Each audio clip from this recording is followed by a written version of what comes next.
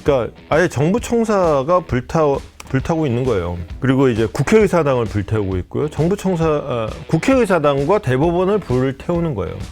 그래서 좀 불태우고는 좀 신났다 그러고 있고, 이 상황이 이쯤 되니까 이거는 항의 시위가 아니라 폭동이라고 해도 과언이 아닌 상태가 됐죠. 그러다 보니까 이제 군대가 투입이 된 거고.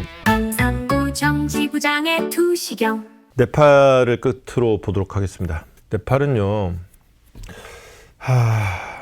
소요 사태로 사람이 죽어나갔다, 유혈 사태가 났다는 얘기는 제가 말씀을 드렸었죠, 어제.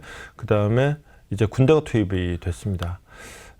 그래서 발표했고요. 사망자가 22명. 이게 군대 투입을 뭐라고 할 상황도 안 해요. 이거는 항의 시위가 잠깐만, 이거는 제가 하나 보여드리기로 했었죠. 보여드리기로 한 약속은 또 우리가 지켜야죠. 이겁니다. 항의 시위인데, 일단 시위 현장에 불이 있고요. 요 정도의 시위 모습은 지금 이게 대법원 청사인가 그럴 겁니다.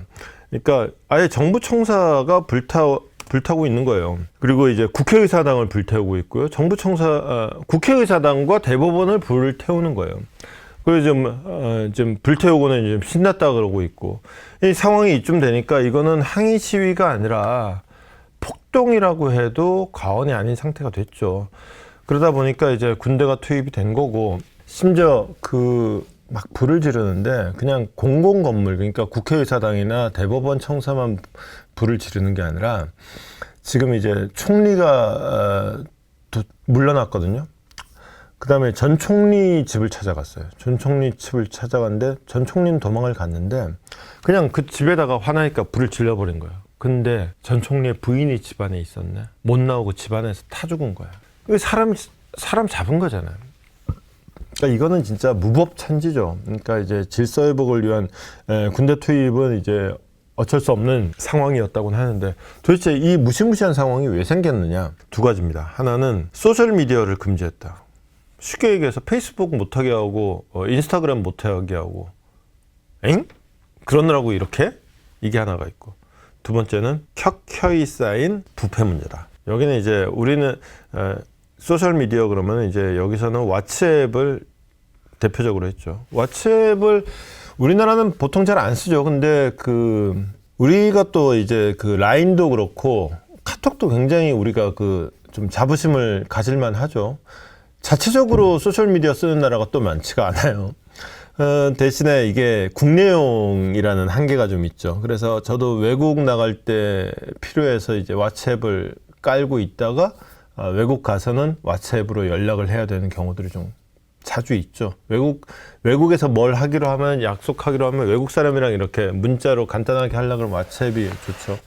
근데 그거를 하려 그러면은 이걸로, 제가 왓츠앱으로 송금 기능도 있는지 모르겠는데, 얘네들이 이게 왜 중요하냐면은, 이게 예컨대 중국에서 소셜미디어를 금지했다. 그러면 이제 아랍의 봄에서부터 이어온 어떤 정치적인 자유 침해, 요 맥락에서 볼 수 있을 텐데, 이건 좀 맥락이 달라요. 이거는 경제 문제랑 직결돼 있어요. 그러니까 네팔, 동남아에 이런 나라들 많은데, 우리나라에도 이제 동남아 사람들이 와서 일하잖아요. 그러면 이제 정말 우리나라에 사는데 생활비 얼마나 비쌉니까? 근데 자기 안 먹고 그래가지고 돈 모아가지고 이제 자기 고향에 보낸단 말이에요. 고향에 보내는데 은행으로 보내고 하면은 이게 또 송금 수수료 비싸고 하니까 어떻게 우회하고 막, 그 과정에서 중요한 역할을 하는 게 이게 소셜미디어다. 그리고 설령 은행으로 보냈다 하더라도 고향에 있는 엄마 아빠가 이거 어떻게 찾는 거라고 그것도 다 알려줘야 되는데, 그것도 다 소셜미디어로 얘기하는 거다. 그러니까 여기서 이걸 뺏어버리면은, 이걸 금지해버리면은 쉽게 얘기해서 돈 못 찾는다. 엄마 나 돈 보냈으니까 돈 찾아가. 이거조차도 못 받는다. 그러니까 이제 빡치는 거죠. 그러니까 이것만 갖고는 아니고, 거기다가 우리는 그거 정말 피땀 흘려서 번 돈도 못 찾게 하면서, 저거들은 말이야, 이게 대표적으로 그냥 부패가 켜켜이 쌓이는데, 땅 투기, 그 다음에 이제 채권 투기, 채권 사기죠. 대출 사기, 부동산 사기, 이게 또 터진 거예요. 그러면서 이게 또 있는 놈들끼리 다 헤쳐먹는다. 그래가지고는 막 반발하니까 대법원에서 이거 하지 마셔 그러고, 이거 불법이요 했는데 의회에서 약간 조항만 손봐가지고 이걸 결국 만드네. 그러니까 국회의사당이 불타는 거야. 니들끼리 다 잊혀먹어라 이 나쁜 놈들아 그러면서 그냥 확 이렇게 된 겁니다. 근데 이게 사실은 네팔도 참 답답하면서도 참 대단한 게 이게 뭐냐면요. 2000년도 이후에 지금까지 내각 수반의 변화예요.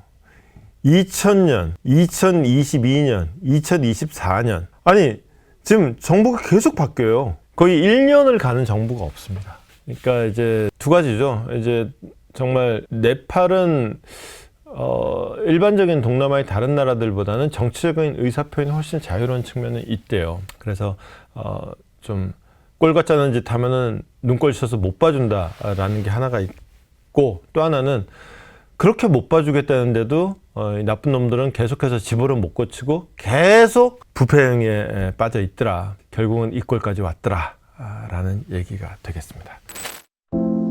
오늘도 밝혀본다 두시경 너머의 진실 복잡한 세상 단 하나의 눈 기자의 시선이 그려낸 통찰